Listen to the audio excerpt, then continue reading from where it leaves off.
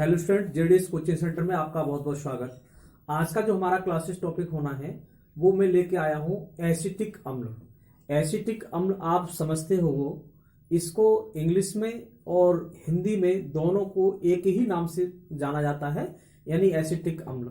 अगर इसकी हम प्योर हिंदी के विषय में बात करें, यानी बिल्कुल शुद्धता के रूप में बात करें, तो हम इसको कहते हैं छिरका, यानी कहीं कहीं इसको छिरका बोला जाता है, कहीं कहीं इसको साइंस की भाषा में इसको सिरका बोला जाता है। तो और इसका जो फॉर्मूला होता है वो CH3COOH होता है, जैसा कि मैंने यहाँ लिखा है CH3COOH होता है। ये हमारा जो सिरका जो होता है बहुत ही महत्वपूर्ण हमारा कंपाउंड है, यानी मानव प्राणियों के लिए, मानव जगत के लिए इतना महत्वपूर्ण मतलब टॉपिक है, या ये हम कह सकते हैं कि ये प्रत्येक व्यक्ति के लिए बहुत ही महत्वपूर्ण होता है। और इसके ये बात समझ में हो गए होंगे कि जो हमारा सिरका होता है एक द्रव होता है। जैसे आप लोग बहुत सारे बच्चे, आज की इसकी बहुत डिमांड है आज वर्तमान समय में, जैसे देख रहे हैं कि मार्केट के अंदर जो चाउमीन बनाई जा रही है, उस चाउमीन को बनाने में भी सिरका यूज किया जाता है। जैसे आप देखते होंगे, आप खाते भी इसको, समझते भी हैं। और जो सिरका है इसके बनाने की बहुत सारी विधियां हैं, बहुत सफिशिएंट विधियां, इतनी विधियां हैं कि यहाँ पर मैंने केवल किण्वन विधि से बनाने का प्रोसेस बताया गया है। ये किण्वन विधि में क्या है कि अगर हम कोई भी एक बर्तन है, पात्र है, उस पात्र के अंदर अगर हम मान लीजिए कोई एक बर्तन ले लें और उस बर्तन में हम एल्कोहल ले लें। एल्कोहल में आपको पिछले वीडियो में बता चुका हूँ, एल्कोहल हमारा एक नशीला पदार्थ होता है जिसको हम लकड़ी के मैथिल एल्कोहल भी ले सकते हैं, या एथिल एल्कोहल हम फलों के द्वारा भी, या जौ या अन्य विधियों से बनाते हैं। इसका जो फॉर्मूला होता है वो C2H5OH होता है। क्या होता है? C2H5। मैंने यहाँ खोल के लिखा है CH3 सिंगल बॉन्ड CH2OH लिखा है। तो ये एल्कोहल हम किसी पात्र में ले लें और उसमें हम माइकोडर्मा एसिटी एक बैक्टीरिया होता है, ये हमारे खुले वातावरण में निश्चित रूप से हमें देखने को मिलते हैं।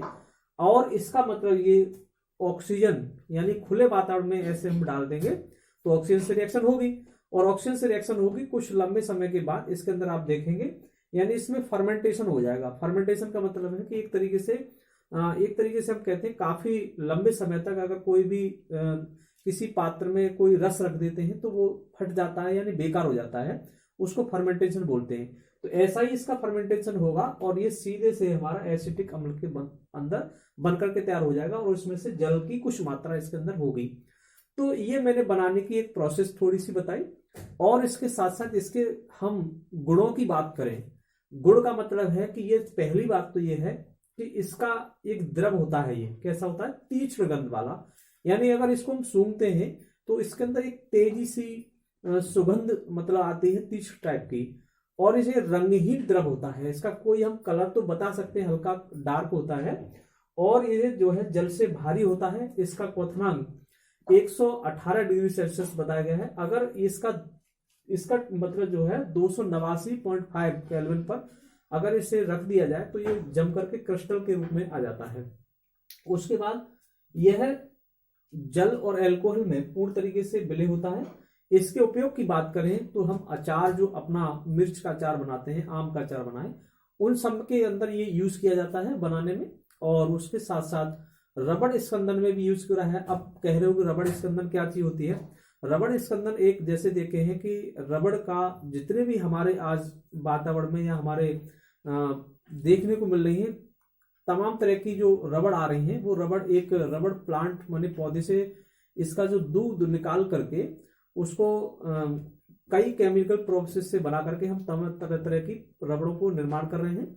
तो ये जैसे इसका रबड़ के दूध निकलता है, उसमें अगर हम एसिटिक एसिड डाल देते हैं तो उसके अंदर यानी तोड़ने का कार्य करता है, तोड़ने का कार्य करता है। दूसरी बात हमने लिखा है कि रंग और कागज के उद्योग में इसका भी उपयोग किया जाता है, क्योंकि कुछ कागज देखे होंगे, कॉपियां अपने व्हाइट कलर की हो जाती है, क्योंकि ये इस पर थोड़ा सा छिड़काव कर दे इसका हम एसिटिक एसिड का, तो उसका कलर थोड़ा सा साफ हो जाता है।